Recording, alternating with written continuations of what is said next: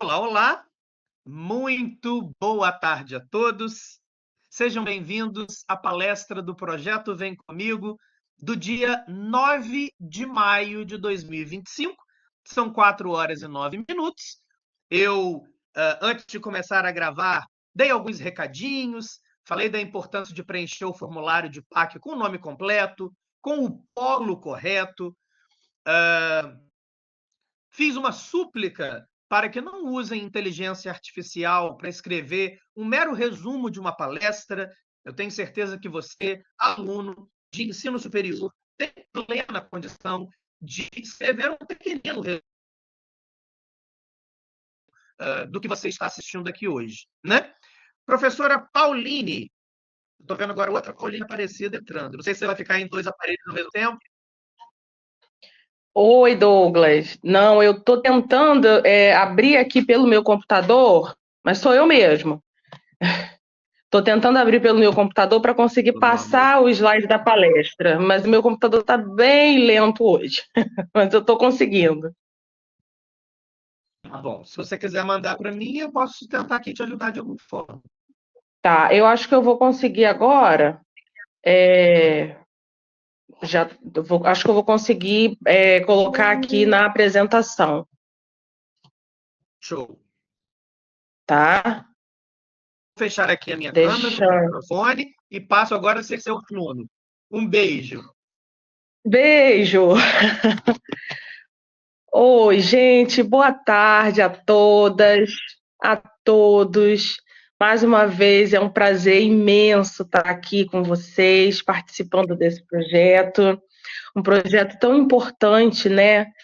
Enquanto eu montava a palestra, eu fiquei pensando, né, o quanto é importante a gente dedicar esse tempo e o cuidado também da própria universidade de estar dedicando, se interessando por abordar alguns temas, como esse, por exemplo, é um tema muito caro, né, para mim, porque é um tema que eu venho trabalhando há algum tempo, desde do mestrado, né, e no doutorado também, seguir com esse tema da interseccionalidade e da consubstancialidade, que são conceitos irmãos, né, com relação ao olhar sobre as desigualdades sociais. Eu estou conseguindo entrar aqui, né, pelo meu computador.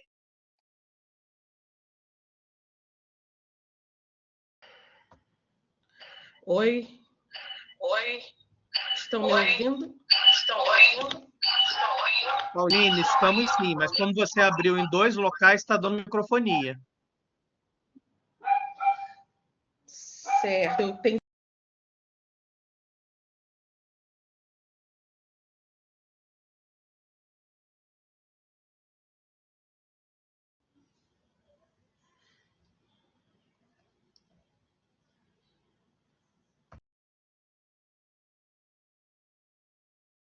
Vou ver o que está acontecendo. Oi. Agora te ouço, Pauline. Tá me ouvindo e tá me vendo? Porque aqui para mim tá Não, travado. estou te ouvindo, mas não estou te vendo, só te ouço. Tá. Aqui o vídeo tá como se tivesse aberto, mas está travado. Eu também só estou A gente te ouvindo, vendo não. só me ouvindo. Alguma coisa aqui Só travou, ouvindo. travou Se você realmente sair e aqui. voltar, Eu acho que eu vou ter que fazer isso. Deixa eu ver aqui, porque ele tá tão acho que agora vai, gente. Espera aí. Para eu não precisar sair e voltar, porque acho que é até pior. Sabe, tem que ter um pouquinho de paciência com o meu idosinho aqui de casa. Não pode ficar muito bravo com esse idosinho, não. O idosinho me ajuda muito, mas tem dia que ele tá mais lentinho. Infelizmente, hoje ele resolveu ficar mais rabugentinho. Mas eu estou tentando abrir aqui. Quase que foi, mas. Peraí. Deixa eu ver se melhora.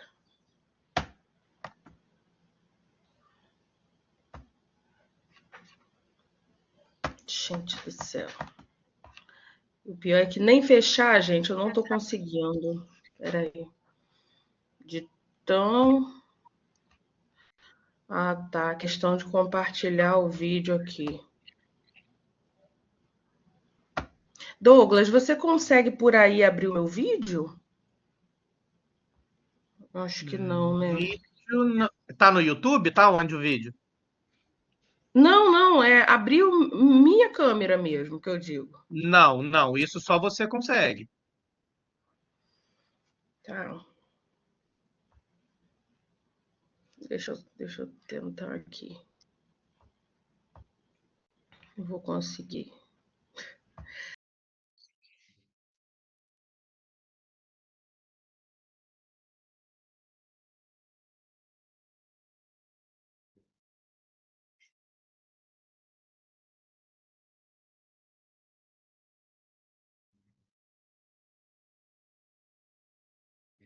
Gente, acho que agora foi. Me Agora veem? te Me vendo. ouvem? Oh, meu Deus, que bom. Meus amores, então, como eu estava, né, falando da importância realmente que tem essas palestras toda sexta-feira, acho que isso é de uma importância e de um cuidado, né, da universidade com o corpo docente. Eu vou tentar ter bastante cuidado, porque nós que somos do serviço social, às vezes a gente acaba pesando um pouco a mão quando a gente vai falar de temas como esse, por exemplo, que são referentes às desigualdades, né? As desigualdades sociais, né, que se manifestam gênero, raça, classe. Só um minuto eu compartilho, eu acho que eu estou compartilhando o slide em PowerPoint, né? Não. Em gênero, raça, classe, né, que são dimensões das desigualdades sociais que nós trabalhamos cotidianamente, seja no nosso trabalho na ponta, nas políticas sociais, né, seja nas nossas pesquisas também, no campo do serviço social.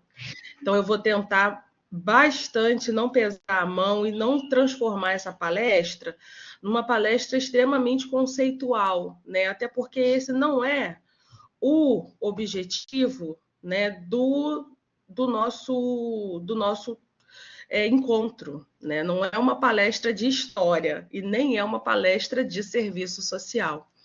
Mas pensar as desigualdades, né, sobretudo no tempo presente, é pensar como que esses atravessamentos, né, dificultam o nosso cotidiano, dificultam o nosso acesso, né, dificultam o acesso de grande parte da população a níveis de ensino, né, que necessita muitas das vezes que a gente dedique muito tempo, como é o caso da graduação, né?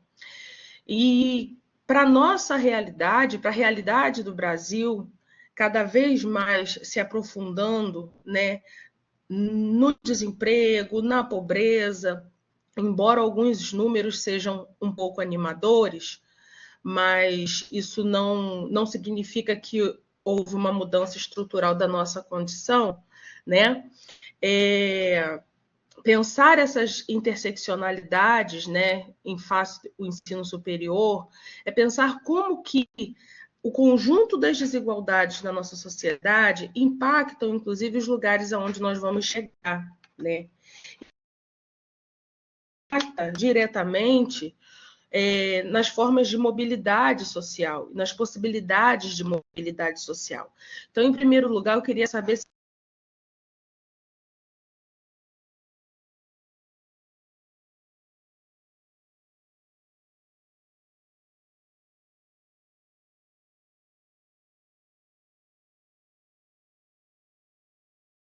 Pessoal, uma instabilidade no áudio da professora, ela está reconectando, uma instabilidade na própria conexão, tá? Aguarde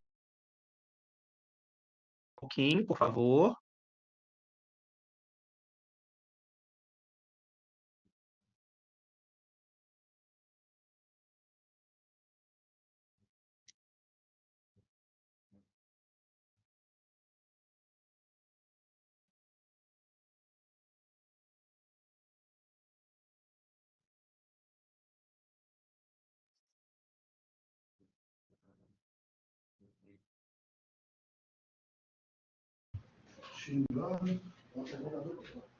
Já era para ter pego.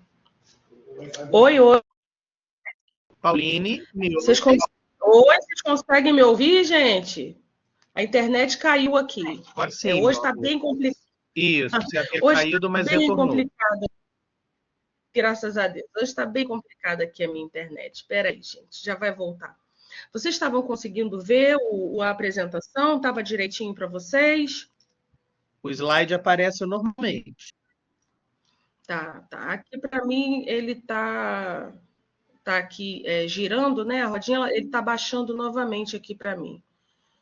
Vou só aguardar um pouquinho para ver se ele Se consegue. você preferir, Pauline, você pode ir falando, eu vou passando aqui para você. Você consegue passando? Aí você está vendo ele? Consigo. sim. Estou no terceiro slide, pensando as desigualdades. Tá ótimo, consegui ver aqui, Douglas, obrigada. Então, pensar as desigualdades em primeiro lugar, né? E aí, como eu estava falando, eu vou tentar não fazer dessa palestra uma palestra extremamente conceitual. E vou pedir a vocês que vocês fiquem aqui comigo, mesmo com toda a dificuldade que a gente está enfrentando hoje. Porque, na realidade, falar de desigualdade, falar de interseccionalidades e dos impactos é falar de dificuldade, tá, gente? Então, é falar muitas das vezes, e aí a gente vai ver isso mais lá para o final da palestra, é falar de como algumas situações contribuem para que a gente desista realmente, né, de conseguir avançar. Muitas situações vão fazer com que a gente pense em desistir, inclusive, da graduação. E essas situações que eu estou falando não são situações por acaso, né? Não são coisas do acaso. Na verdade, quando a gente pensa nessas situações, que na maioria das vezes nos faz pensar em desistir, é pensando na questão das desigualdades. Então, pensar as desigualdades sociais, é necessário que a gente entenda que essas desigualdades são marcas, né? Como eu coloquei aí, são marcas, podem ser entendidas, né? Como marcas ou cicatrizes do processo de formação sociohistórica da sociedade brasileira. Então, nós temos diversos autores, como o Otávio Ianni, nós temos o Moura, nós temos o Boris Fausto, nós temos o próprio Florestan Fernandes, que são autores, né, da história e que vão dizer justamente isso. As desigualdades sociais, né, sobretudo de gênero, raça e classe, e aí tanto Clóvis Moura quanto o Ianni são autores da tradição crítica, né, que a gente entende como tradição do pensamento crítico marxista. Então, são autores que vão dizer justamente que as desigualdades de raça, de gênero, elas não foram forjadas de forma desinteressada. Na verdade, as desigualdades de raça, de classe e de gênero, elas estão na base da nossa sociedade brasileira. E falar isso é falar que o racismo, por exemplo, manifestado no grande processo de escravidão que nós vivenciamos no Brasil, direcionado, né, à questão da raça, né, não aconteceu por acaso. E não demorou tanto por acaso. Na verdade, tanto o Ianni quanto o Clóvis Moura, vocês estão conseguindo me ouvir bem? Parece que alguém falou que não estava ouvindo, mas eu acho que vocês conseguem me ouvir bem, né? Na verdade, ok. Na verdade, tanto o Ianni quanto o Clóvis Moura, eles vão dizer que o racismo ele foi extremamente necessário para a formação e para a aplicação, implementação do sistema capitalista aqui em território brasileiro. Então, pensar também nessas desigualdades, assim como raça, a desigualdade de gênero e de sexo, também foi fundamental para o processo de reprodução do sistema capitalista no Brasil. Pensando que as desigualdades de gênero, elas delimitam muito bem os papéis sociais. E nesses papéis sociais delimitam também essa divisão sexual do trabalho. Então, historicamente, existem trabalhos que são feitos majoritariamente por mulheres e outros que não são feitos em grande parte por mulheres, são feitos por homens. E isso significa dizer que existem lugares onde as mulheres vão estar, né, subrepresentadas, né, enquanto esses lugares, a professora Renata Moreno, inclusive, vai chamar de espaços androcêntricos, né, onde os espaços, e ela não se detém a espaço físico, ela vai dizer que o espaço pode ser, inclusive, o espaço da política, são espaços, né, que, historicamente, porque a Renata Moreno ela vai trabalhar também com a perspectiva da cidade, mas ela não se limita a pensar esse espaço androcêntrico só numa perspectiva de território físico, tá? Mas, por exemplo, a política, como eu estou falando, a política como um lugar que, historicamente, não abraçou e não abriu as portas para o público feminino, né, para as mulheres. Então, pensar essa desigualdade de raça, pensar essa desigualdade de gênero, né, e também, e sobretudo, as desigualdades de classe, ou seja, pensar na questão das opressões e das explorações ligadas ao mercado de trabalho, é pensar na formação, pensar no modelo que o Brasil se formou, né? Nessa estrutura de formação sócio-histórica. E aí, em segundo lugar, é importante a gente pensar que, quando a gente fala de classe, quando a gente fala de raça, quando a gente fala de sexo ou gênero, né, nós estamos falando de categorias políticas. E isso, às vezes, dá muito o que falar, né? É polêmico demais quando nós que somos, né, que nos dedicamos a estudar teorias feministas, teorias críticas, como a do materialismo histórico, dialético, né, a teoria marxista, quando a gente fala que essas categorias, elas não são categorias ligadas estritamente a um contexto, por exemplo, tanto a raça, tanto a questão da raça quanto a questão do sexo, não são categorias que se limitam a uma perspectiva biologizante, né? Na verdade, raça, né, assim como o conceito de sexo ou de gênero, são categorias muito mais políticas. Ninguém nasce negro, né? O negro, ele é uma categoria que diferencia né? Não pode voltar, Douglas, por favor. O negro, ele é uma categoria, né, forjada a partir, sobretudo, do século XVIII, né, com um pensamento muito relacionado a uma ideia positivista da sociedade, do darwinismo social, né, das próprias teorias eugenistas que vão chegar no Brasil com muita força, né, a partir de 1910 e vão perdurar durante um bom tempo. Né? E aí, teorias eugenistas, né? Quando a gente fala isso, a gente está falando de teorias de fato e de movimentos, né, no Brasil que acreditavam que era necessário fazer um Brasil mais embranquecido, né? Então, a política do embranquecimento está aí dentro dessa perspectiva da eugenia. Essa palavra eugenia, ela tem como a sua raiz como se fosse os bem-nascidos, né? E os negros no Brasil nunca foram os bem-nascidos, né? Nós estivemos sempre localizados.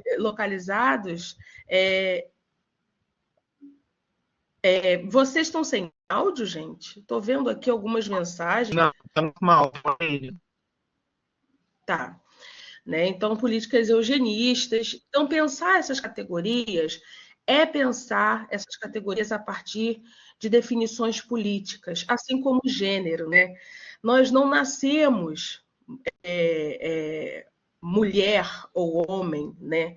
Nós somos determinados, essa categoria ela é determinada a partir das relações sociais numa perspectiva política, né? Então, não é porque eu nasci com um sexo direcionado no sentido biológico ao masculino, né, que do ponto que eu assumir uma identidade diferenciada, eu não vá sofrer algumas das violências, por exemplo, que as mulheres que nasceram com sexo feminino, né, também sofrem. Por isso a gente fala que as violências, por exemplo, estão muito mais ligadas às feminilidades do que ao sexo em si. Tá? Então, o que a gente está querendo dizer, e o que eu estou querendo dizer é que tanto a classe, tanto raça quanto gênero, elas são perspectivas criadas socialmente. Elas não são perspectivas dadas de uma vez e para sempre e que estão acima do que é produzido nas nossas relações. Terceiro ponto é que as desigualdades, né, de raça, de classe, de gênero, elas vão se manifestar em diferentes contextos. E aqui, nessa nossa conversa, a gente vai focar no contexto da educação. Pode passar, Douglas, por favor. Então, falar sobre desigualdade social no Brasil é também falar sobre desigualdade racial. E aí, aqui, nessa palestra, o que eu tentei trazer? Eu tentei trazer duas perspectivas da forma como as desigualdades afetam as nossas trajetórias no ensino superior, na educação e também com os rebatimentos no mercado de trabalho, inclusive. Então, eu trago aqui, por exemplo, nesses primeiros slides, daqui para frente, eu vou trazer uma perspectiva mais objetiva. Tá? E o que eu estou querendo dizer? Eu vou trazer para vocês alguns dados para a gente pensar como que as desigualdades afetam de forma, na concretude, né, o acesso a bens e serviços e o acesso a lugares de disputa, de poder, de política na nossa sociedade e, inclusive, a educação, né? Então, eu vou trazer alguns dados e esses dados, a maioria deles, foi retirado do censo da PNAD contínua do IBGE de 2022, tá? A maioria deles. Então, essa afirmação, né, de que falar de desigualdade no Brasil é também falar de desigualdade racial, né, é fruto de pesquisas realizadas pelo Instituto Brasileiro de Geografia e Estatística, o IBGE, que apontam que as pessoas pretas ou pardas são as que mais sofrem no Brasil com a falta de oportunidades, e aí dentro da falta de oportunidades, aqui está inscrito, inclusive, a falta de oportunidade de estudar, tá? A falta de oportunidade de perspectivas, né? de um futuro diferenciado do que os seus ancestrais tiveram, e a má distribuição de renda. Então, embora represente a maior parte da população, né, 55,8%, e da força de trabalho brasileira também, que representa 54,9% da força de trabalho, apenas 29,9% das pessoas pretas ocupam cargos como gerência, né, segundo os dados da Pesquisa Nacional por Amostra de Domicílio em 2018. E a gente sabe que ocupar cargos de gerência, por exemplo, requer, na maioria das vezes, uma especialização para isso, né? Requer um mínimo conhecimento técnico para que se ocupe um cargo de gerência, seja em qualquer tipo de empresa, né? Ou mesmo no contexto, por exemplo, da educação, do corpo docente, da administração dos cursos, é necessário que haja um mínimo de preparo técnico para isso. Ou seja, isso significa dizer que essa falta de pessoas pretas nos lugares de gerência, por exemplo, ou essa pouca participação na ocupação de cargos de gerência, já demonstra que o índice o nível de educação que as pessoas pretas conseguem alcançar no Brasil é diferenciado, do nível de educação que as pessoas brancas no Brasil conseguem alcançar.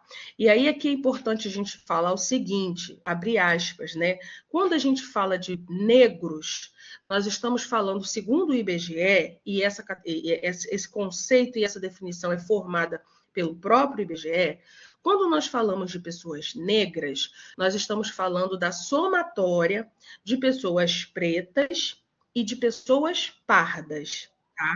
Então, dentro do que a gente entende e que o IBGE entende como conjunto de pessoas negras na sociedade brasileira, nós temos dois subconjuntos. O conjunto das pessoas pretas, que se autodeclaram pretas, e o conjunto de pessoas pardas. Mas, para a contagem do IBGE, esses dois conjuntos se unem para formar um grande conjunto que nós chamamos de população negra. Tá? Então, a relativa desvantagem, né, com relação às pessoas negras também vai se aplicar, segundo o IBGE, com relação ao rendimento mensal, com relação ao ganho. Né? Então, os números apontam que o rendimento médio mensal da pessoa ocupada preta ou parda no Brasil, isso com referência de 2018, gira em torno, né, ou girava em torno de R$ 1.608, contra, né, um valor de um rendimento mensal de R$ 2.796 para pessoas brancas. Né? Então, essa diferença de rendimento também tem muito a ver, também está muito direcionada justamente às condições e aos níveis de educação que as pessoas conseguem alcançar, né, durante a trajetória da sua vida, né? Inclusive, se essas pessoas conseguem acessar o ensino superior. Pode passar, professor, por favor.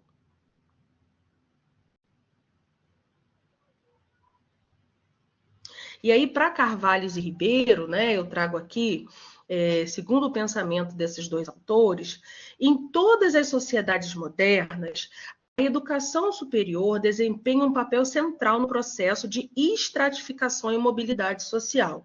Ou seja, o que eles estão falando é que a educação superior ela tem um papel central na divisão das classes e das frações de classe, né, no Brasil, por exemplo, e das formas como a mobilidade social pode ocorrer. Quando a gente fala de mobilidade social, e mobilidade social não é um conceito simples, mas quando a gente fala de mobilidade social, o que nós estamos falando? Nós estamos dizendo, né, pensando sobre as reais potencialidades de pessoas, por exemplo, cuja trajetória da vida da sua família estiveram sempre ligadas a um contexto de trabalho, de subemprego, de desemprego, de baixa escolaridade, e como que, a partir de um dado momento, né, pode acontecer uma guinada, aonde as pessoas daquela família, sobretudo as gerações mais novas, vão conseguir alcançar patamares melhores, condições melhores do que os seus pais, os seus avós, tanto no mercado de trabalho quanto na educação e em outras esferas, né, da vida.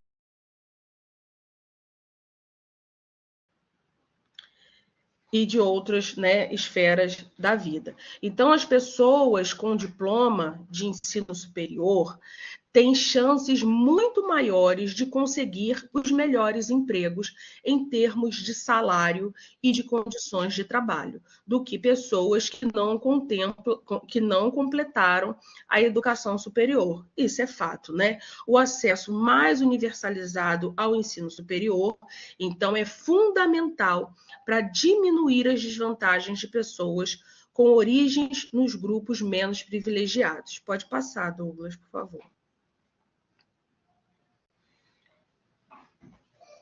Mas então, quando as desigualdades se iniciam? Será que as desigualdades elas se iniciam somente no ensino superior?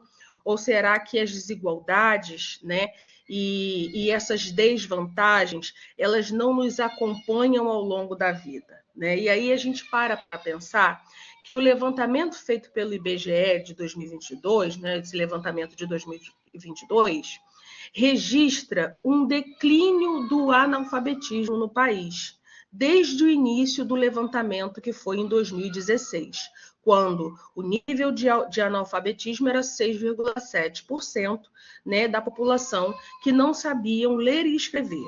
A nova taxa, a taxa de 2022, ela é de 5,6%, né, que reflete uma queda. Mas vejam que reflete uma queda, mas não tão efetiva, não tão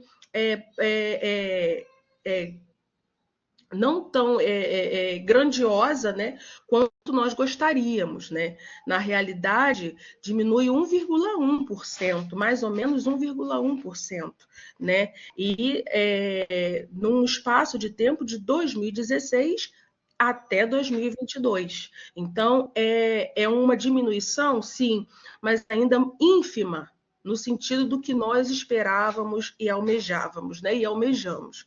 Então, entre idosos, por exemplo, a população de analfabetos é ainda mais significativa, né? A população com 60 anos ou mais, né? Nessa população, 16% em 2022 não sabiam ler. Então, esses resultados indicam que as gerações mais novas estão tendo mais acesso à educação e sendo alfabetizadas ainda quando criança. Então, o que a gente quer dizer? As desigualdades, elas nos acompanham ao longo da vida.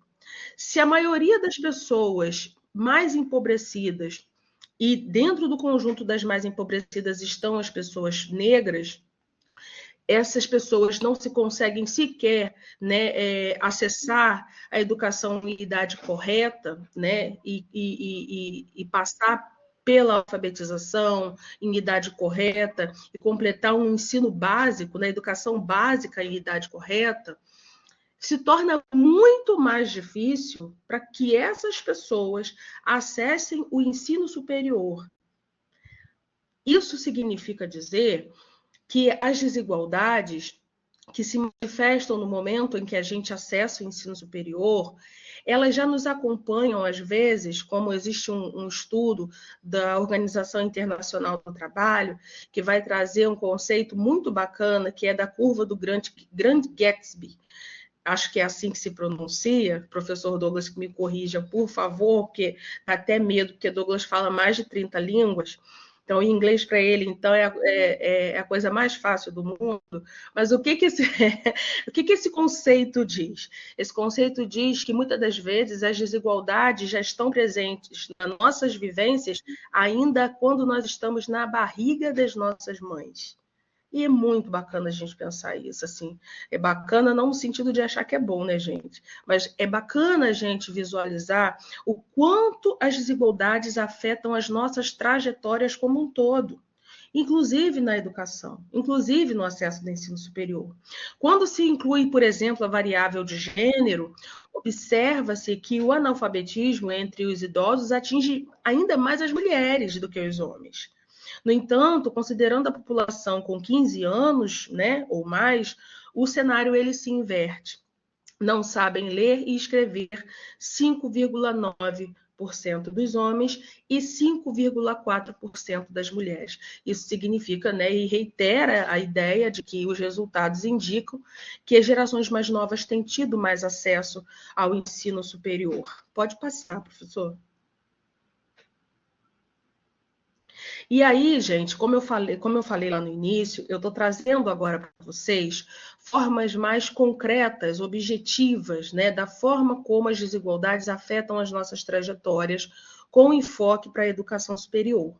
Mais para frente, a gente já vai fazer um certo giro na nossa caminhada, né? Na nossa trajetória de pensamento aqui, na nossa construção desse pensamento.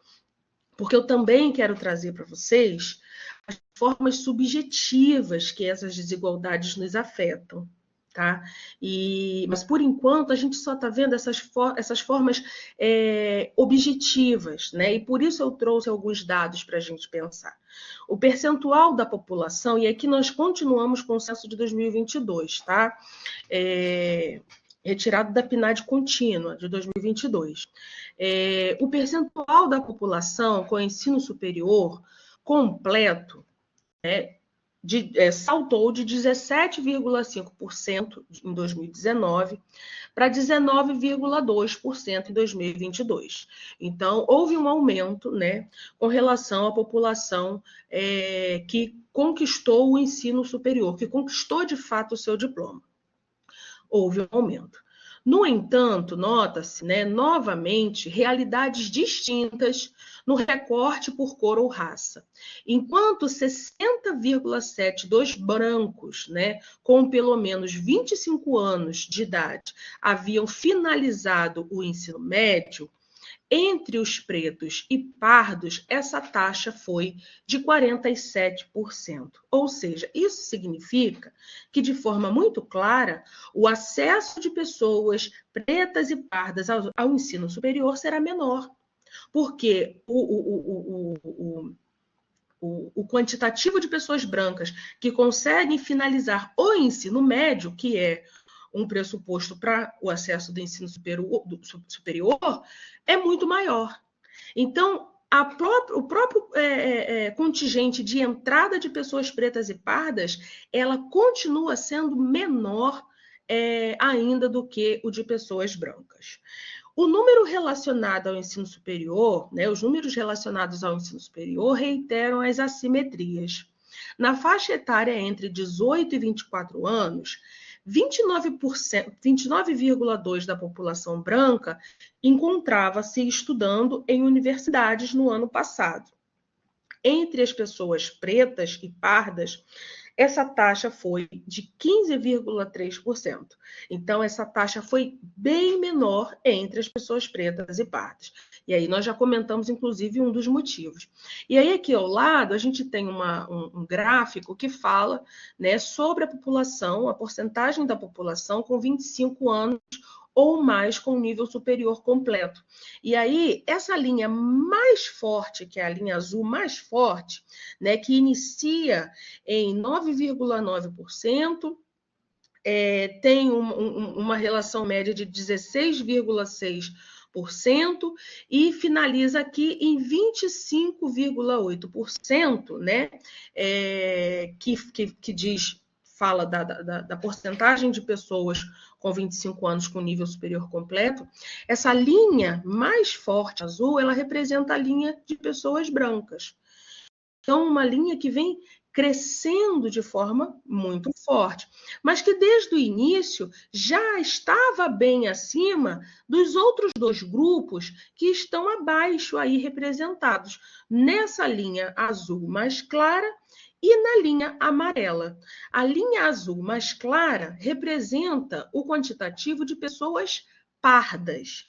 E a linha amarela, que é a mais baixa de todas, representa o quantitativo de pessoas pretas.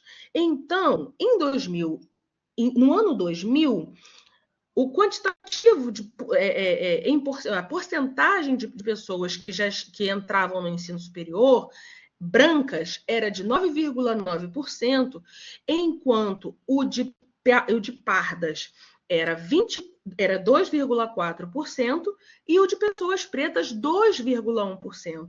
Olha só que diferença gigantesca, né? Enquanto as pessoas brancas em 2000, isso no ano 2000, acessavam numa porcentagem de 9,9%, né? As pessoas pretas e pardas acessavam numa porcentagem de 2,1% e 2,4%. Em 2010, que é um segundo marco desse estudo, as pessoas brancas continuaram com a diferença, né, de ensino superior muitíssimo, muitíssimo forte com relação às pessoas pretas e pardas. Então, enquanto as pessoas brancas acessavam numa porcentagem de 16%,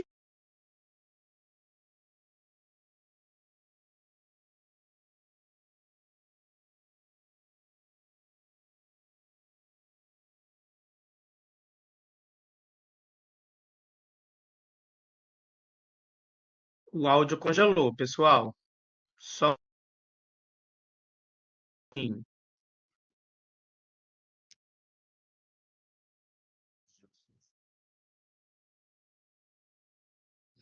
Só um minutinho. Enquanto isso, vou repetir aqui o link do formulário.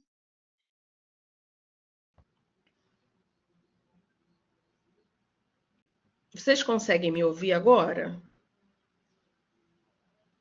Agora sim. Que bom, que bom. Segue lá, professora. Certo. Então, voltando aqui, né? A Sim, gente tô te percebe ouvindo. que show, bola. A gente percebe que o acesso, historicamente, isso aí é uma linha histórica, né, que o IBGE vai trazer, desde 2000, desde os anos 2000, sempre foi, as pessoas pretas e pardas sempre vivenciaram um subacesso ao ensino superior e, consequentemente, um subacesso a finalização, a conquista do diploma de nível superior. Pode passar, professor Douglas.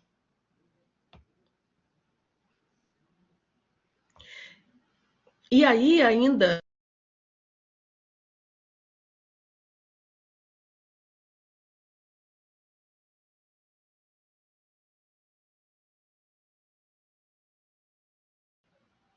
Conseguem me ouvir e ver?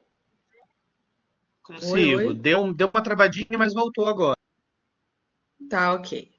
Então, conforme o censo de 2022, a proporção da população em nível superior completo aumenta, né, de 6,8 em 2000 para 18,4 em 2022.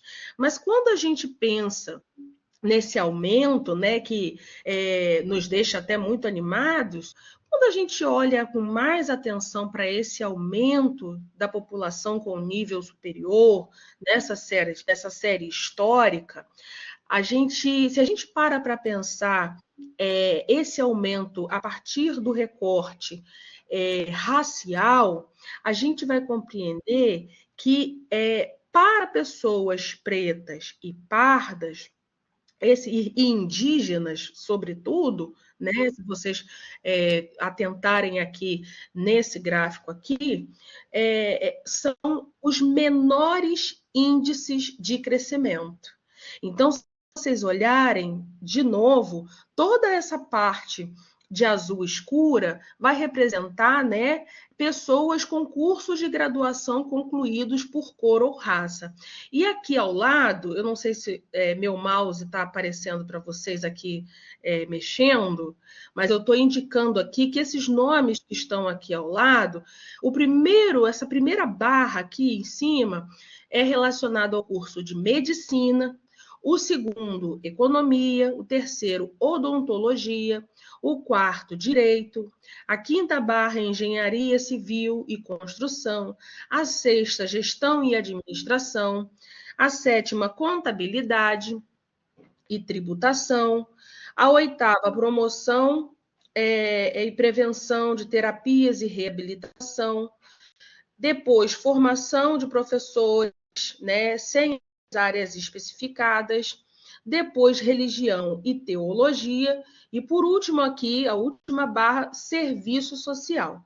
Então, se vocês olharem, né, na relação dessas graduações, essa parte azul mais escura, ela representa o aumento, né, nos cursos de graduação de pessoas brancas, seguido desse azul mais claro, que representa o aumento, né, de população com nível superior de pessoas pretas. Logo depois, em amarelo, bem forte, está o aumento de pessoas pardas. E depois de pessoas, né, essa última barra, né, essa última barrinha vai ser referente a pessoas indígenas, ao povo indígena. Então, de forma geral, os indígenas foram os que menos acessaram as graduações. Mas se a gente para pensar, se a gente dá uma olhada geral nesse quadro, as pessoas pretas e pardas, elas aumentaram proporcionalmente em cursos muito específicos. E a gente percebe isso, sobretudo, a partir de formação de professores, né? Formação e prevenção, terapias e reabilitação, e aqui a gente está falando também, né, a gente pode estar falando de alguma vertente na área da saúde. Nós falamos da formação de professores, religião e teologia e serviço social.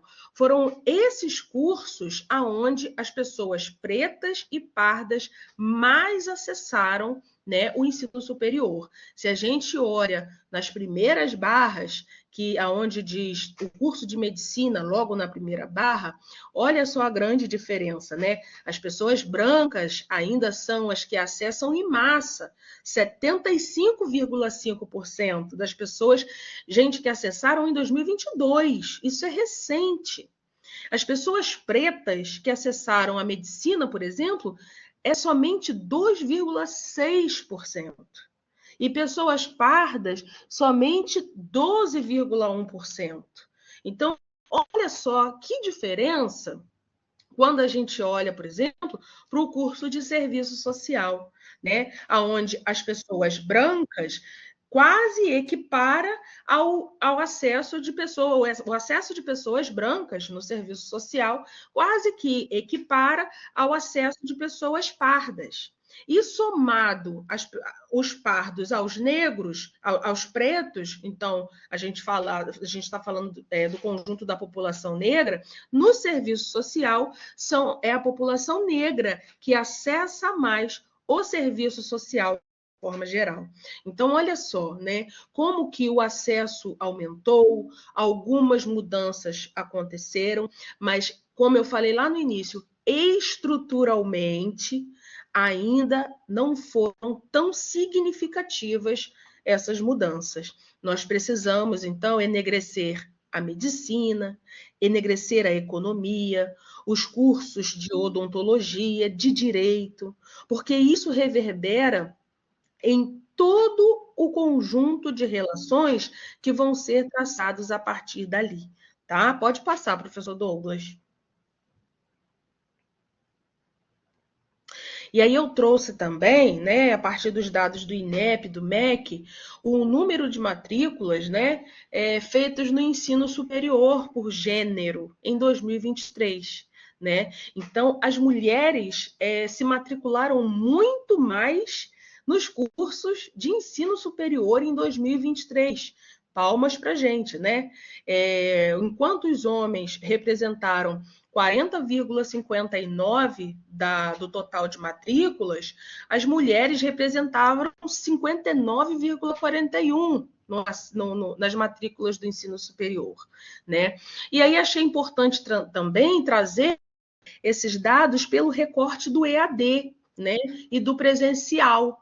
Então, se a gente pensa no conjunto da população, no conjunto dessas matrículas, a gente vai perceber que a maior parte das matrículas, né, ainda foram feitas no ano de 2023, foram feitas no ensino presencial, mas o ensino EAD está com um índice de matrícula muito parecido, ou quase equiparando ao presencial, que diz 49,2%, né, das matrículas foram EAD.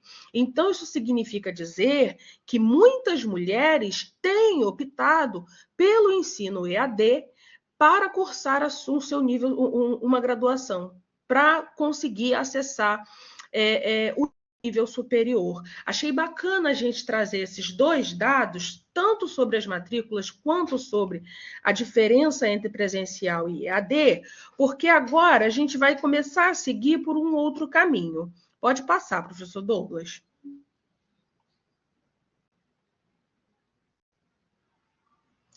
E aí o censo de 2022 mostra que a proporção de mulheres com ensino superior completo ela é maior do que a dos homens. Beleza. Então, nós temos, né, um conjunto maior, uma proporção maior de pessoas do sexo,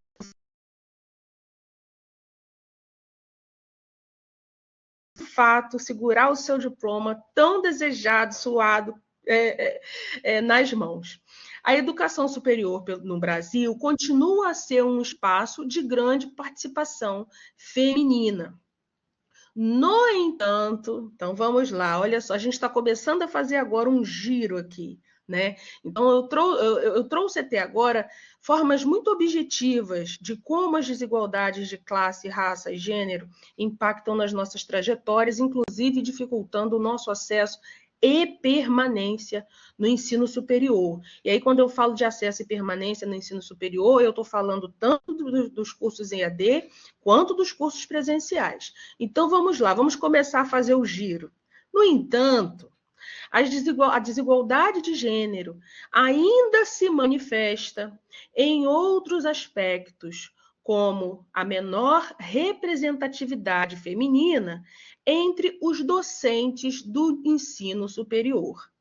Então, mesmo que a maior parte, né, a proporção maior de pessoas que se formam sejam de mulheres, essas mulheres não estão em nível majoritário no trabalho da docência. Isso significa dizer, ao mesmo tempo, que a participação das mulheres na produção da ciência também é menor, porque docente, ao contrário do que muitas pessoas acham, ele não dá somente aula. O docente, ele é quase que 100% das vezes também um pesquisador. E ele precisa ser. Para dar uma aula, seja ela a mais simples ou a mais complexa, seja do tema que o professor tenha o maior contato e a maior intimidade, ou sobre aquele tema que nós temos a pouquíssima intimidade, contato e conhecimento, todos nós, professores, pesquisamos. Sobretudo na docência, no ensino superior, né? E a educação superior é um espaço por excelência de produção da ciência e produção do conhecimento. Isso significa dizer que a nossa população enquanto mulher, a nossa participação enquanto mulheres ainda em termos gerais, menor do que a dos homens. E não é menos importante. Ao contrário, é muito, muito, muito importante. E as mulheres que têm se dedicado, né, a se debruçado sobre a produção da ciência, elas têm feito trabalhos maravilhosos, mas a nossa participação ainda é pequena. Nossa quantidade de mulheres ainda é menor do que a dos homens. Isso significa dizer que, como eu falei lá sobre a Renata Moreno, o espaço de produção da ciência também é um espaço androcêntrico. Também é um espaço que joga luz sobre as masculinidades, né, e apaga, de certa forma, as feminilidades. Isso é por acaso? Não. Isso é porque nós temos raízes sociais, históricas, como nós falamos lá no início, que determinou muito bem os lugares de acesso que os pobres, que os pretos, que as mulheres poderiam acessar e que não poderiam. E isso reverbera até os dias de hoje. Pode seguir, professor Douglas.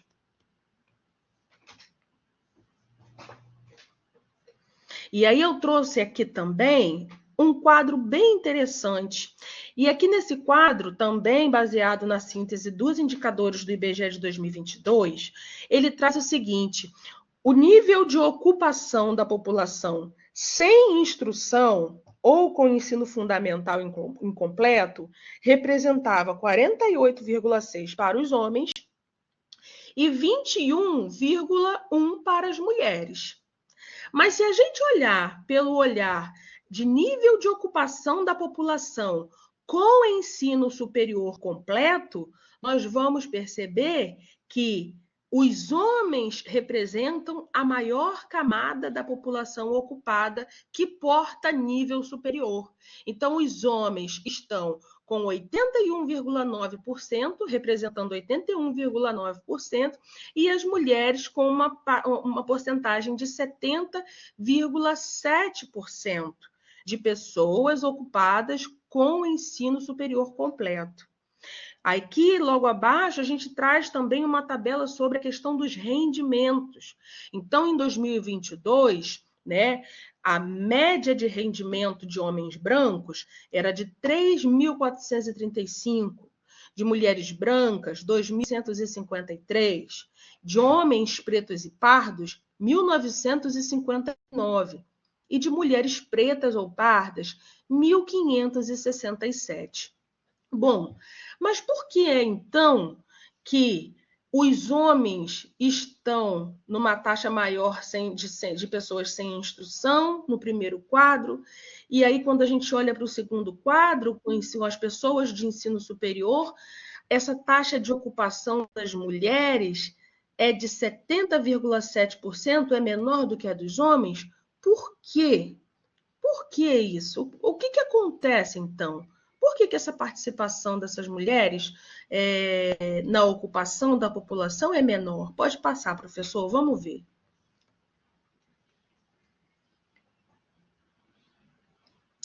Porque as mulheres, meus amores, para além de estudo, para além do trabalho,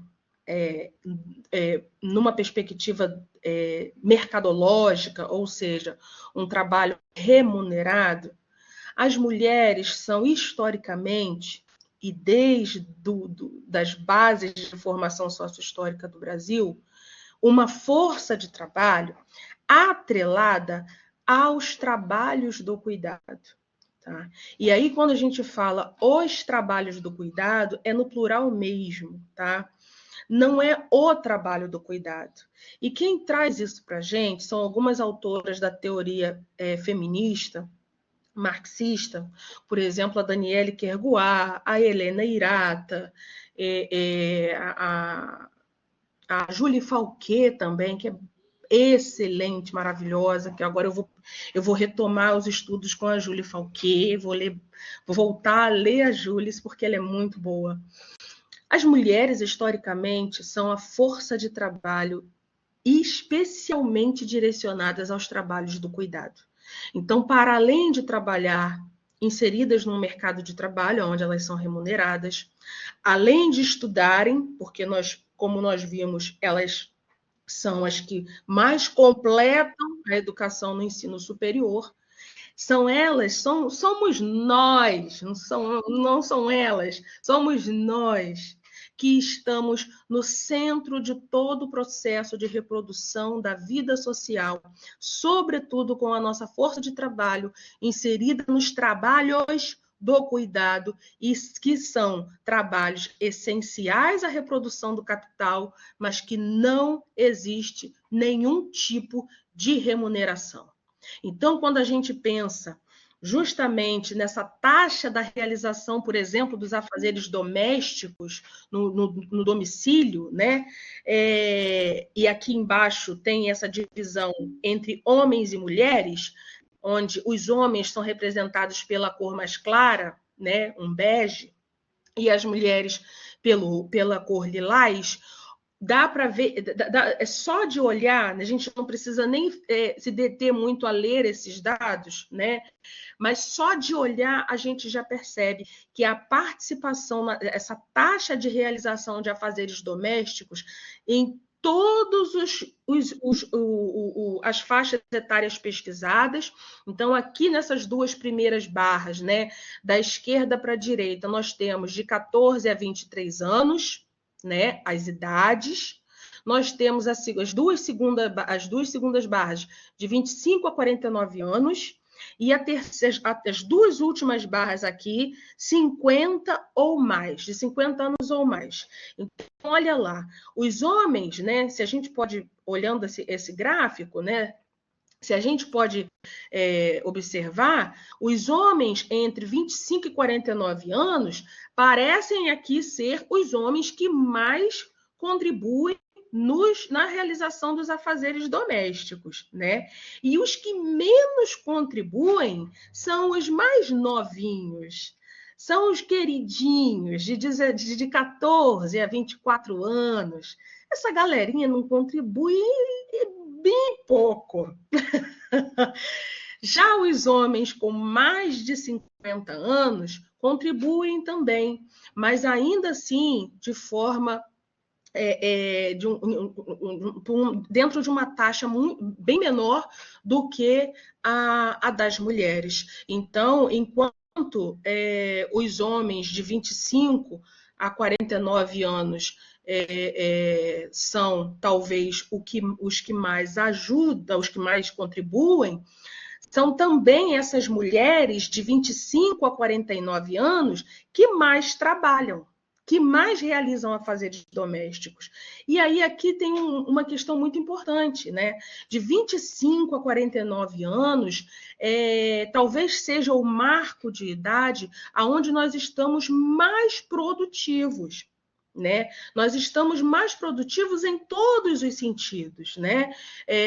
Então, é uma faixa onde uma grande parte das mulheres acaba engravidando, né? Até por conta da própria produção de hormônio, né?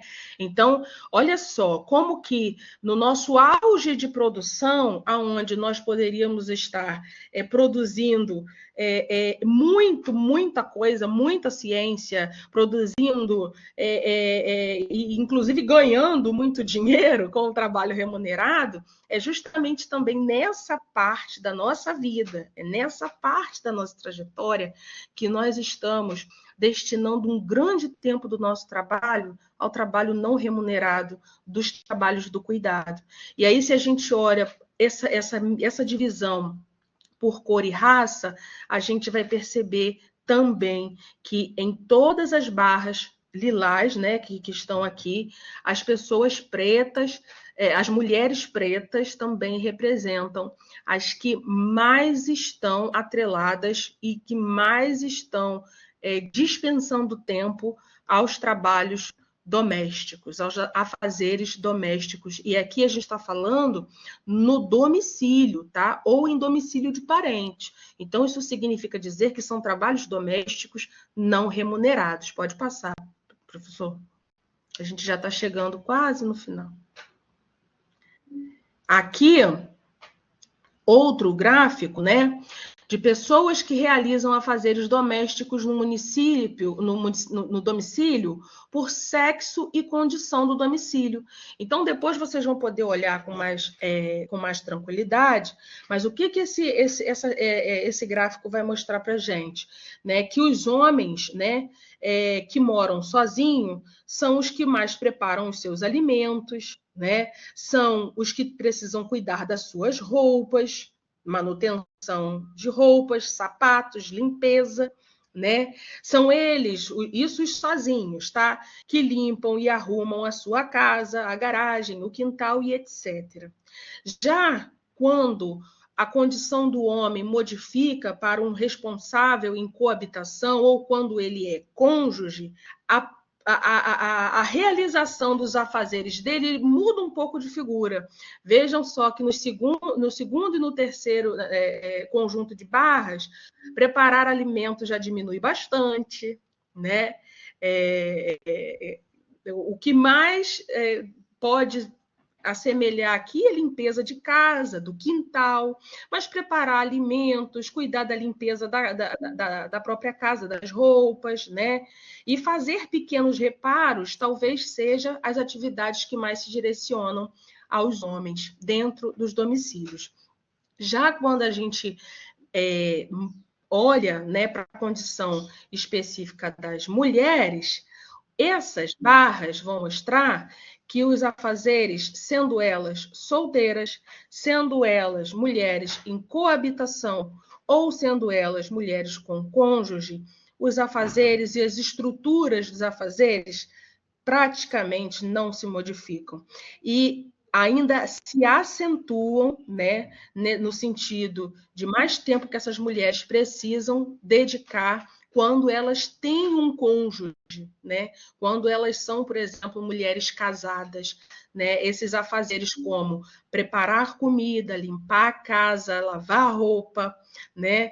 E limpar e arrumar a casa, a garagem, estão ali quase que no mesmo nível, né?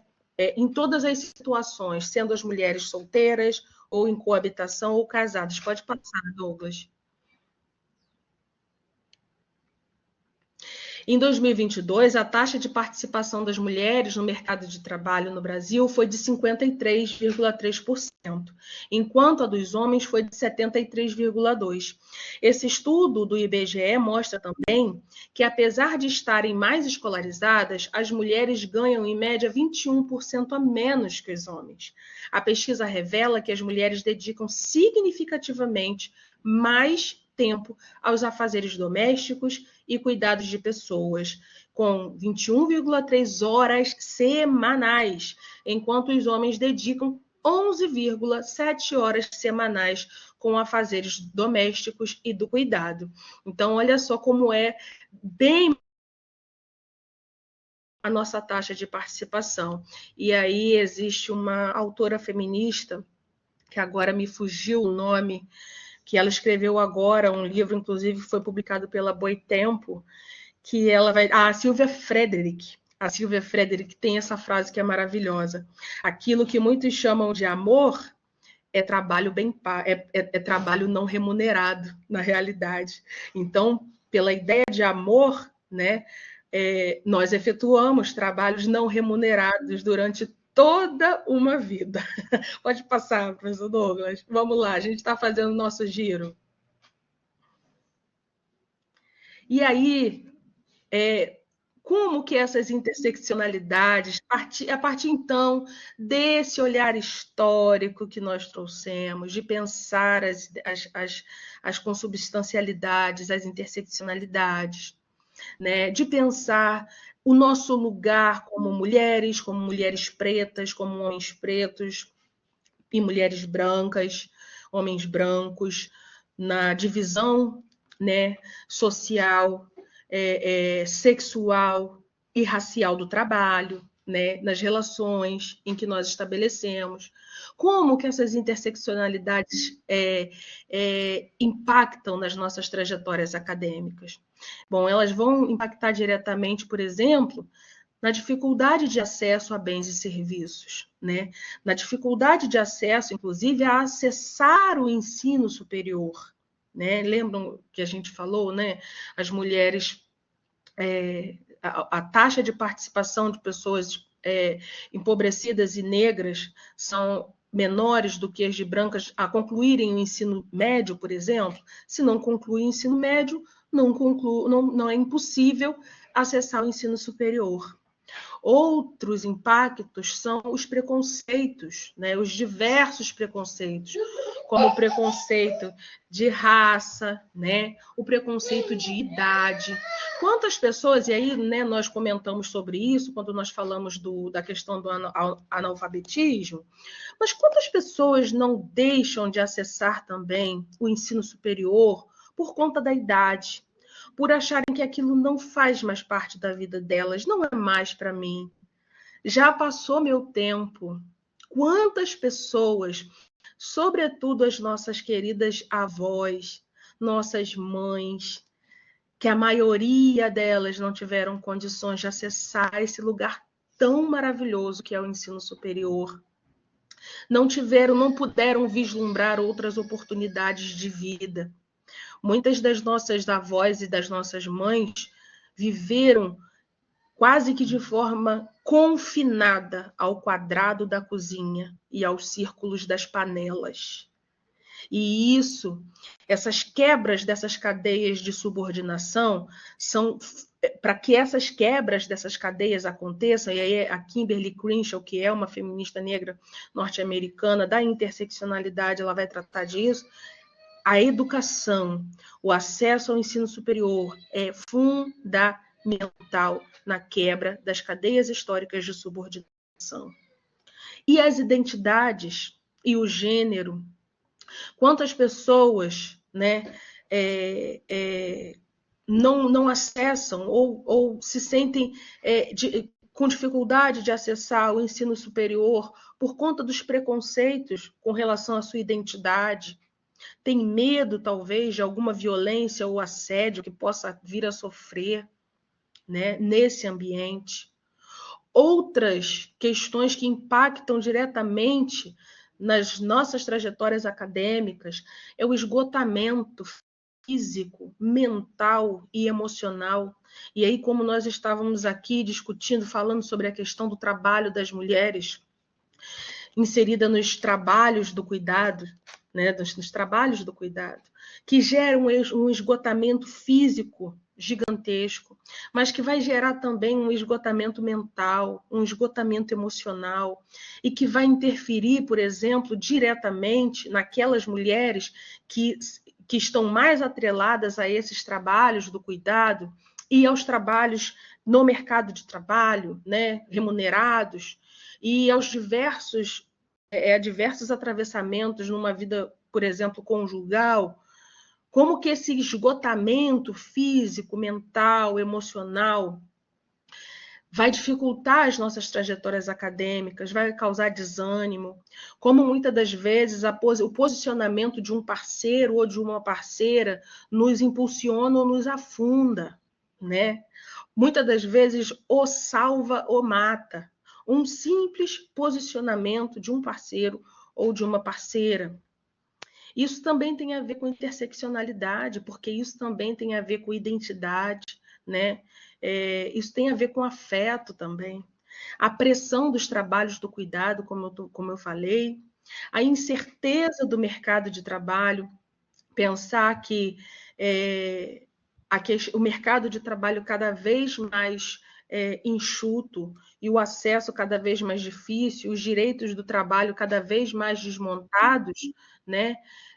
Pensar em cursar uma universidade, um curso de graduação durante 4 anos e depois, será que eu vou conseguir um emprego? Será que eu vou ser bem-sucedida na área que eu estou me formando? São questões que vão atravessar o nosso cotidiano, até porque ninguém estuda somente por estudar. A classe trabalhadora estuda para galgar melhores condições de vida. E a gente precisa ter clareza disso. Nós estudamos, não é à toa que muitos de vocês, quando eu inicio a aula, me falam, professora, eu estou no ônibus. Professora, estou te ouvindo no fone, estou no trem. Professora, eu estou no serviço ainda, mas eu estou te ouvindo.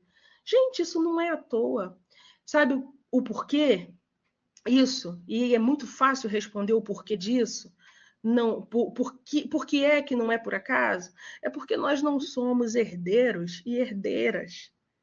E aquela fundamentação sócio-histórica repercute diretamente nas formas como nós vivemos, nas formas como nós enfrentamos o nosso dia a dia, né? E o porquê que alguns precisam me assistir no trabalho.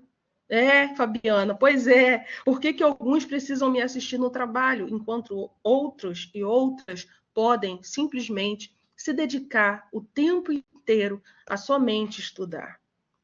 Isso é desigualdade. As escolhas e o tempo, né? Essas diversas desigualdades nos obrigam a fazer escolhas. E muitas das vezes essa escolha está direcionada ao nosso tempo. Enquanto uma mulher que trabalha, estuda e é mãe e tem um companheiro, mas também ela é filha. E se os pais adoecem, ela é a primeira a cuidar. Ela é mãe, se o filho adoece, ela é a primeira a cuidar. Ela é trabalhadora, ela tem um filho que está doente, mas ela não pode faltar ao serviço, porque senão ela pode ser demitida. Olha só, escolhas direcionadas diretamente ao tempo, um tempo cada vez mais restrito dentro da lógica do capitalismo. As desigualdades de renda, tem pessoas que têm ótimas condições e podem, inclusive, ter condições objetivas melhores do que as outras, né? Alguns vão poder comprar ótimos computadores de última geração, Alguns vão poder ter um espaço de estudo dentro da sua casa, outros não. Outros vão precisar, sim, que o professor, alguma das vezes, inclusive, aceite um trabalho feito à mão, porque o computador quebrou. Hoje, quase que eu pedi o Douglas para fazer um trabalho escrito à mão para apresentar para vocês, porque o meu computador me deixou louca. Mas é isso, isso acontece. Algumas pessoas têm condições muito mais abastadas do que outras. E o nome disso é desigualdade de classe. Isso é desigualdade de classe, né? A tranquilidade que o rico vive, o pobre dificilmente vai saborear um dia. A falta de apoio familiar, né, também é outro impacto na nossa trajetória acadêmica e que está direcionado muito às desigualdades de sexo, às desigualdades, sobretudo de sexo e de classe. Muitas de nós, de vocês, podem já ter ouvido: vai estudar para quê? Você lá tem tempo para estudar, você mal consegue cuidar da casa. Vai estudar para quê? Vai passar um tempo enorme estudando para depois não conseguir emprego? Vai estudar para quê? Muitas de vocês já devem ter ouvido essa frase. Vai estudar para quê? Vai trabalhar, né? Então, a falta de apoio familiar é um dos atravessamentos. E essa frase não chega para todos. E é isso que a gente precisa entender, gente. Vai estudar para quê? Não é uma pergunta que todos se façam. Essa pergunta é direcionada a uma classe. E muitas das vezes essa pergunta está direcionada ao sexo feminino, às feminilidades. A sensação de incapacidade, né? A sensação de incapacidade de achar: eu não vou dar conta. Eu não vou dar conta de fazer tal trabalho, eu não vou dar conta de ler tal texto que o professor passou, eu não vou dar conta de fazer essa P1, eu não vou dar conta de responder esse fórum avaliativo. Né? E por que é que a gente vive sobre essa pressão, dessa sensação de incapacidade? É porque nós não temos capacidade? Não. Não se enganem. Não pensem que o problema é pessoal. Não pensem que vocês não têm capacidade. O problema é que nós vivemos num sistema que nos oprime dia após dia, que nos pressiona dia após dia. Nós não temos... Existe uma música do Emicida que fala: nós não temos a bolha da proteção. Existem camadas da sociedade que conseguem viver numa bolha de proteção.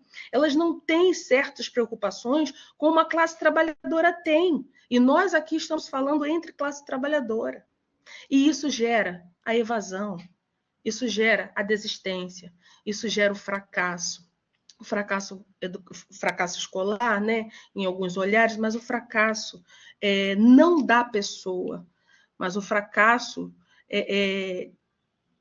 não é pessoal. Esse fracasso é o fracasso do próprio sistema em produzir, né, formas de vida mais autônomas, mais emancipadas e mais livres, tá? Então, não pensem nunca que essas questões que atravessam vocês e a todos nós são questões pontuais ou pessoais, não. São questões estruturais. Pode passar, professor Douglas, que eu já estou quase estourando meu tempo, pelo que eu estou vendo. E aí, como boa marxista, né, eu não consigo nunca apontar só os problemas, só os defeitos, e não apontar também alguns caminhos possíveis, né? Caminhos possíveis para a minimização desses impactos. Porque o ideal seria não a minimização dos impactos, mas seria o fim das desigualdades. Mas enquanto esse fim não chega, quais são os caminhos possíveis que nós podemos trilhar para minimizar esses impactos? Em primeiro lugar, fazer o que nós estamos fazendo aqui nesse momento, é tentar compreender as desigualdades, né? Tentar compreender que essas desigualdades, elas não são casuais, elas são estruturais. e sendo estruturais, elas estruturam as nossas relações sociais. Elas são estruturais e elas são estruturantes das nossas relações. Compreender também o caminho possível se faz a partir da compreensão de como nós, mulheres brancas, pretas, pardas, homens brancos, pretos, pardos, pobres, ricos, e sejam como for, como que nós participamos desse jogo? Desse jogo que, na realidade, se chama vida. Outro caminho se faz, ou o mesmo caminho se faz a partir da valorização da nossa vida, né? Valorizar a nossa vida, valorizar a nossa existência. O Marx tem uma citação, uma frase que ele fala que a desvalorização do mundo humano aumenta em proporção desigual à valorização do mundo das coisas. Cada dia nós nos sentimos mais desvalorizados enquanto humanos, porque as coisas têm tomado o centro da vida de todos nós. Então vamos valorizar nossa existência. Valorizar nossa existência também é um ato revolucionário. Valorizar as nossas escolhas e, sobretudo, valorizar as nossas conquistas.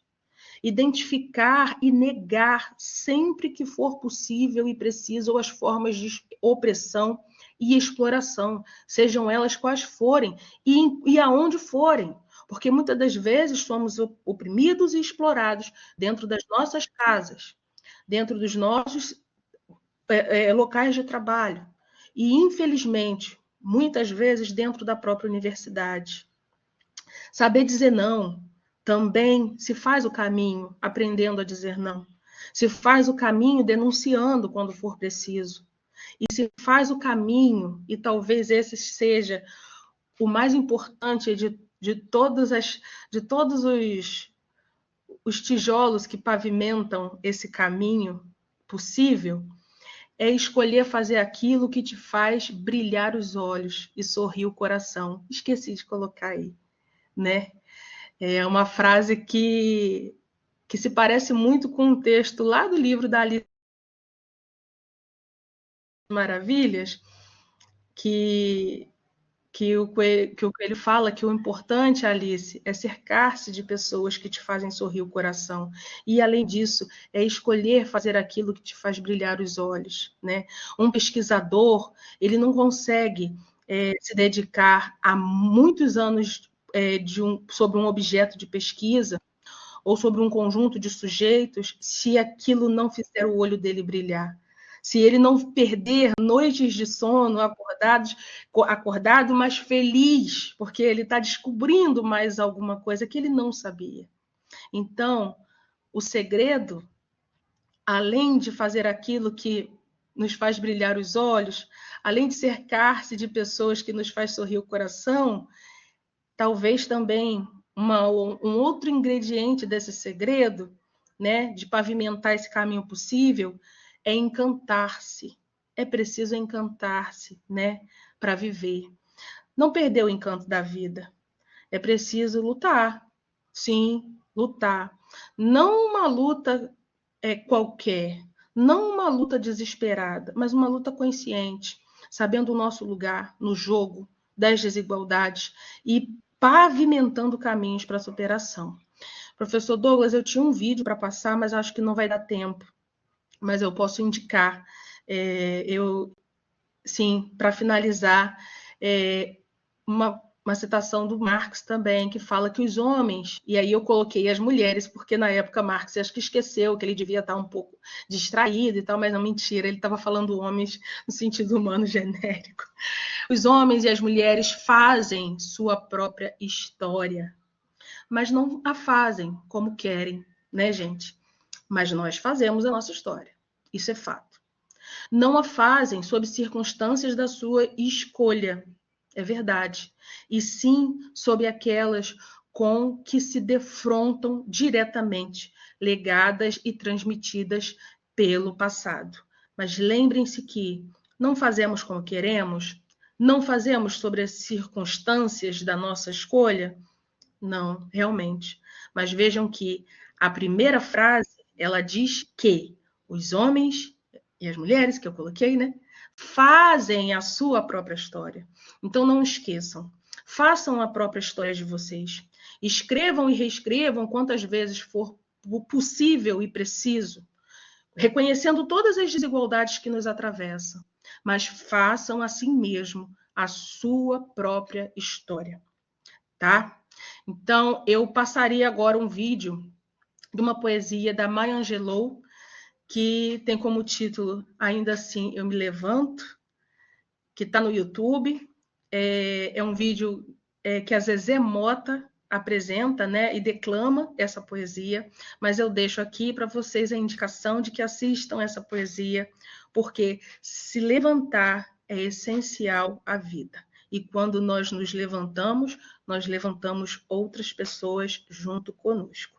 Muito obrigada e desculpa, porque eu acho que eu demorei um pouquinho.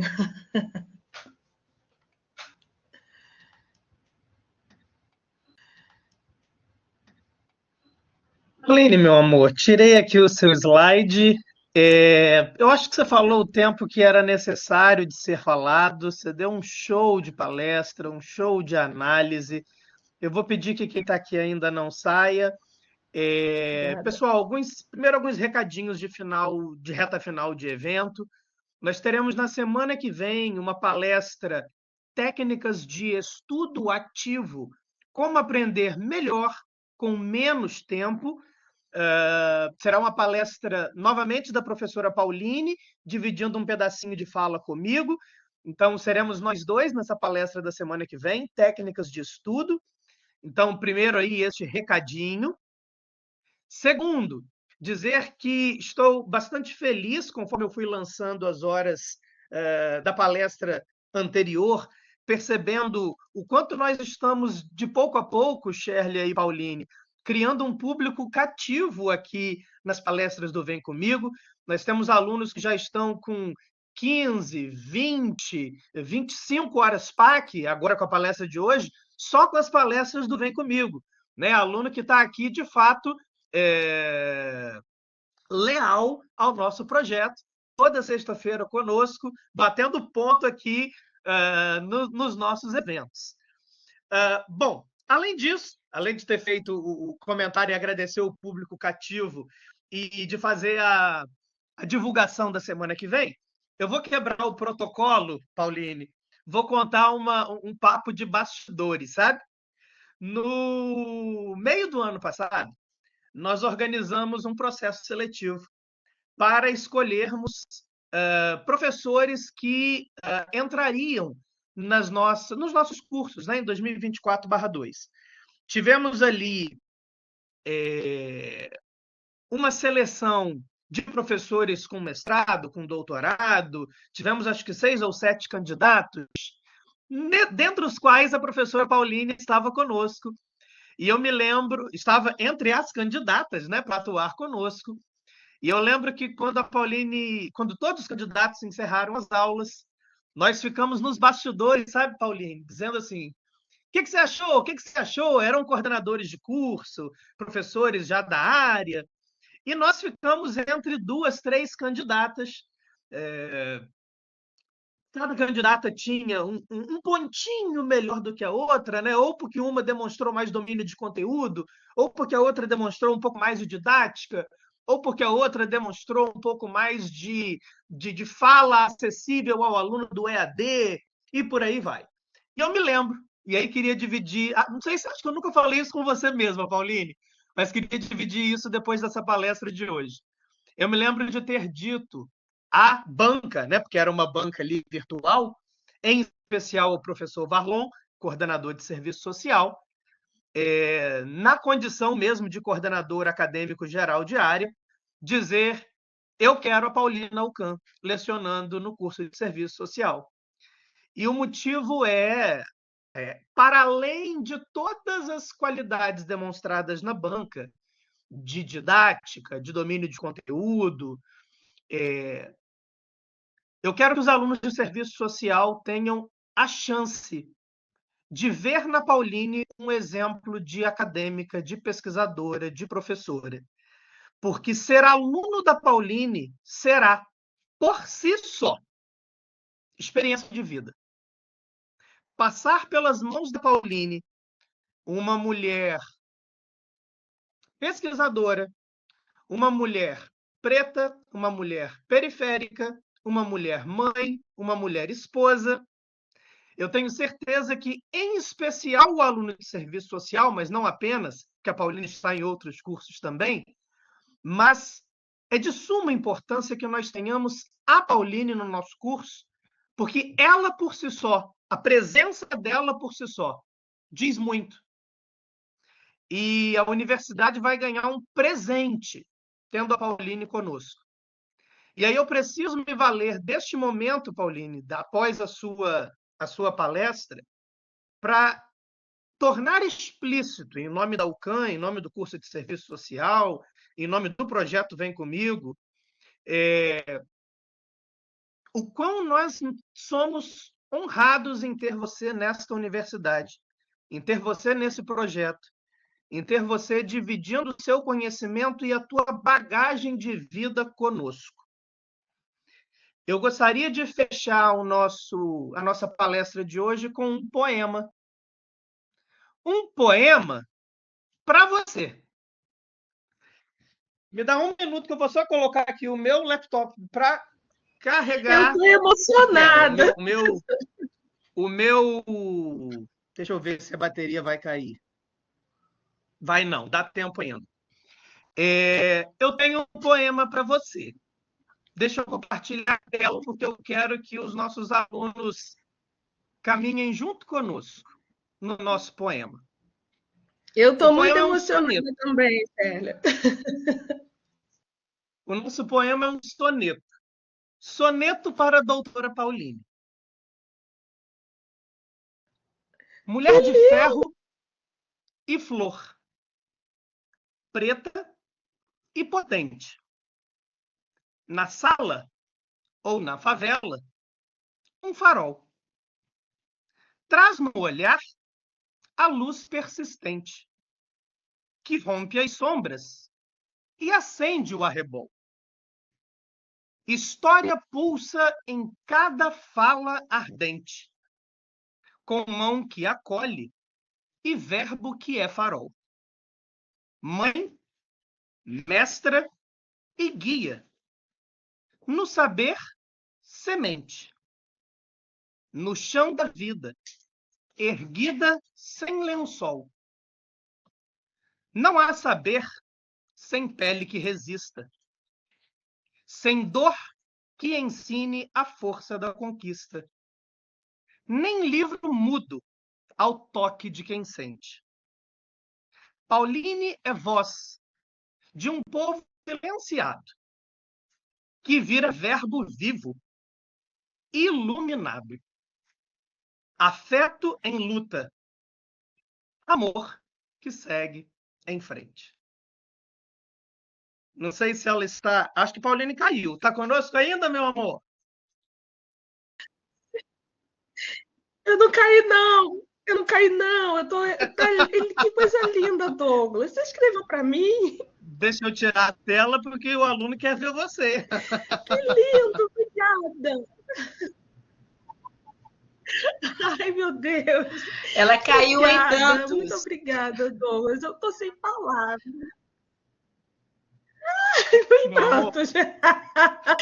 Com certeza. Em vez de fechar, obrigada. eu vou passar agora para a Shirley. Eu vou deixar que Shirley fale também. O que eu vou falar dessa lindeza? Eu fico tão feliz, eu coloquei ali um pouquinho, né, de fazer parte desse projeto com vocês, porque a gente virou uma família, né? A gente virou um só, né? E isso é tão raro, isso é tão, assim, impressionantemente diferente nos dias de hoje, né? Onde existem disputas e né, conflitos e né, ciúmes. Tudo que você recebeu hoje eu também recebi, porque a gente é um só, sabe? Eu não tive ciúme e eu acho que é isso, sabe? Você é isso tudo e muito mais. Eu estou muito feliz de poder estar aqui com vocês. Vocês são minha família hoje. Maravilha. Amo vocês. Obrigada, Shirley, é verdade. Que bom, que bom. Tenho muito orgulho também de estar com você, de estar com o professor Douglas. E, para mim, desde o início, nós entramos juntas, né, Shirley? Nós entramos ali naquele período, eu acho bem parecido, eu e você. Quero saber se ele vai contar os E meus a gente foi bastidores aprendendo depois. também juntas. E aprender junto com você, e a gente ficava até preocupada do AVA, né? Foi tudo muito novo. Eu acho que nós fomos geradas juntas, e aí acabou que não teve como não virar uma família, né? Fomos geradas pelo Douglas, eu acho. No coração, com certeza. Obrigada, gente. Obrigada. Obrigada, Douglas. Eu nem sei. Olha, eu nunca imaginei receber uma poesia escrita, não, para mim. Meu Deus. Obrigada. Eu posso Fica aí o nosso compartilhar depois no carinho para Instagram, você, tá bom, meu Douglas? amor? Eu tô toda boba. Um beijo. Vou te passar o poema depois no WhatsApp. Meus queridos, muito obrigado pela presença. Nós Obrigada. nos vemos na próxima sexta-feira. Edicleia, nós temos a gravação sim. Você pode mandar um e-mailzinho para nós e a gente te manda o link da gravação, tá bom?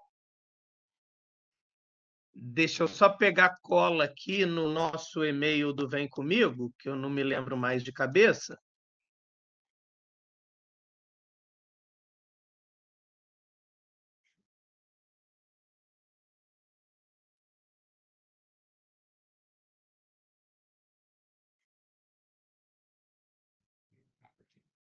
Aqui, ó. Vem comigo, @candidomendes.edu.br. Tá bom? Vitor dos Santos Marvila, estamos lançando as horas. As horas da palestra anterior, a gente está quase terminando, faltam ali acho que uns 40 nomezinhos. Eu fui lançando aqui enquanto Pauline palestrava, eu aqui ouvindo a palestra e lançando as horas PAC. E as da palestra de hoje, espero que até sexta que vem estejam lançadas. Tá bom? Um beijo grande, fiquem com Deus e até a próxima.